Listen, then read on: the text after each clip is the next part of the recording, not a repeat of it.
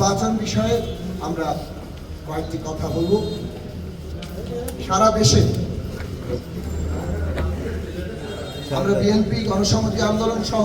৩৯টি রাজনৈতিক দল যুগপৎ ধরে আন্দোলন করেছিলাম। সেই যুগপৎ আন্দোলনের ধারাবাহিকতায় আমরা এই জাতীয় নির্বাচনের জনাব তারেক রহমান বিএনপি চেয়ারম্যান তার নেতৃত্বে বিএনপি গণসংহতি সহ এই যুগপৎ জোট সারা দেশের ৩০০ আসনে প্রতিদ্বন্দ্বিতা করছে এবং এই প্রতিদ্বন্দ্বিতা আমরা বিশ্বাস রাখি রাষ্ট্র ব্যবস্থা সংস্কারের যে লক্ষ্য ফ্যাসিবাদের বিরুদ্ধে বহু আগেই আমরা তুলে ধরেছিলাম, যেভাবে অভ্যুত্থানের পরে জনগণকে ঐক্যবদ্ধ করে দেশকে এগিয়ে নিয়ে যাওয়ার যে আহ্বান এই জোটের পক্ষ থেকে প্রয়াত বেগম খালেদা জিয়া সহ রাজনৈতিক নেতৃত্ব তুলেছেন। জনাব তারেক রহমান যেভাবে এই কর্মসূচিকে এগিয়ে নিয়ে যাচ্ছেন, আমরা আমাদের দিক থেকে আমাদের আসনগুলোতে আমরা যেভাবে জনগণকে এই বিষয়ে সচেতন এবং ঐক্যবদ্ধ করার চেষ্টা করছি, সারা দেশে আগামী 12 তারিখ বিএনপি গণসংহতি সহ জোট জনগণের ম্যান্ডেট নিয়ে সরকার গঠন করবে। আমরা একটা প্রতিদ্বন্দ্বিতাপূর্ণ নির্বাচন চেয়েছি, কেননা নির্বাচন এবং ভোটের অধিকার প্রতিষ্ঠায় আমাদের অন্যতম গুরুত্বপূর্ণ রাজনৈতিক লক্ষ্য ছিল এই সংগ্রামে এবং অবাধ সুষ্ঠু গ্রহণযোগ্য নির্বাচনের জন্য শাসনতান্ত্রিক আইনগত সংস্কার করে প্রয়োজনীয় সংস্কারগুলো এনে একটা নির্বাচন আয়োজনের জন্য সব ধরনের সহযোগিতা সব ধরনের পদক্ষেপ নেওয়ার ব্যাপারে আমরা সবসময় বলেছি। কারণ আমরা চাই মানুষের ভোটের উপরে আস্থা আসুক, ভোট ব্যবস্থার প্রতি মানুষের আস্থা আসুক এবং এটার মধ্য দিয়ে গণতন্ত্রের যে প্রাথমিক ভিত্তি সেটা সুসংগঠিত হোক এবং বাংলাদেশের গণতান্ত্রিক রূপান্তরের যে অগ্রযাত্রা সেটা এগিয়ে যাক। এটা আমরা লক্ষ্য করছি ফ্যাসিবাদের বিরুদ্ধে লড়াই করলেও এবং তাদেরও অনেক শহীদ, তাদেরও অনেক সদস্যরা শহীদ হয়েছেন, শাহাদাত বরণ করেছেন, নির্যাতনের শিকার হয়েছেন, কিন্তু রাজনৈতিক ক্ষমতার লড়াইয়ে এসে আমরা দেখছি যে অনেক পুরনো প্রথা পদ্ধতি কৌশল সেইগুলো তারা অবলম্বন করছেন, যার মধ্য দিয়ে জনগণের ভোটের চাইতে নানা ধরনের ইলেকশন ইঞ্জিনিয়ারিং এর উপরে কোনো কোনো দলের আস্থা বেশি। বিশেষভাবে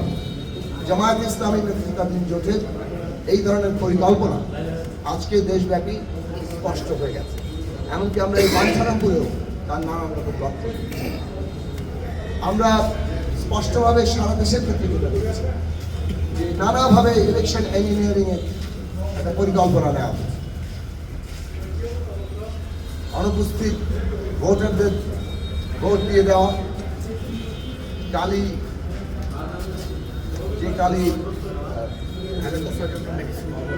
বোঝার জন্য ভ্যাকসিন নিয়ে আসা,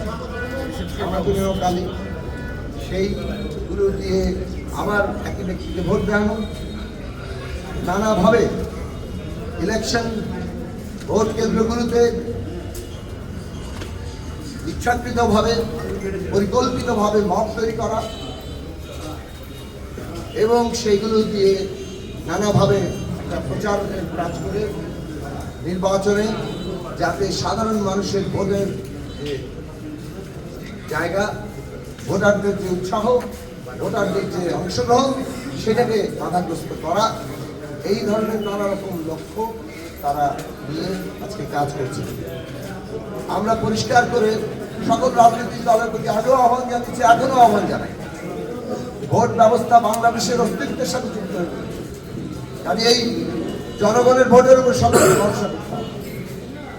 এবং এইভাবে ইলেকশন ইঞ্জিনিয়ারিং এর কোনো তৎপরতা বাংলাদেশের জনগণ মেনে নেবে না। বাঞ্ছারামপুরের ক্ষেত্রেও আমরা শুরু থেকেই একটা সুস্থ গণতান্ত্রিক একটা প্রতিযোগিতা হোক, আমাদের প্রত্যেকের রাজনৈতিক বক্তব্য আছে, কর্মসূচি আছে, বাঞ্ছারামপুর নিয়ে পরিকল্পনা আছে, সেটা আমরা জনগণের কাছে তুলে ধরি, তার ভিত্তিতে জনমত সংগঠিত। এটা ছিল আমাদের লক্ষ্য এবং আপনারা লক্ষ্য করবেন গণমাধ্যমের প্রতিনিধিরা গত এই 19 দিন ধরে আমরা যে গণসংযোগ করেছি, প্রতিদিন প্রায় 20 থেকে 25টি আমরা বক্তব্য রেখেছি আপনারা যদি আমাদের বক্তব্য অনুসরণ করেন, আমরা বাঞ্ছারামপুর নিয়ে আমাদের পরিকল্পনা জানিয়েছি,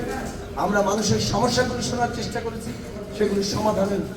পথ কি উপায় কি সে নিয়ে কথা বলেছি এবং আমরা আশ্বাস দিয়েছি যে এই সমাধানগুলো আমরা চেষ্টা করব। সেটাই আমাদের মূল লক্ষ্য ছিল।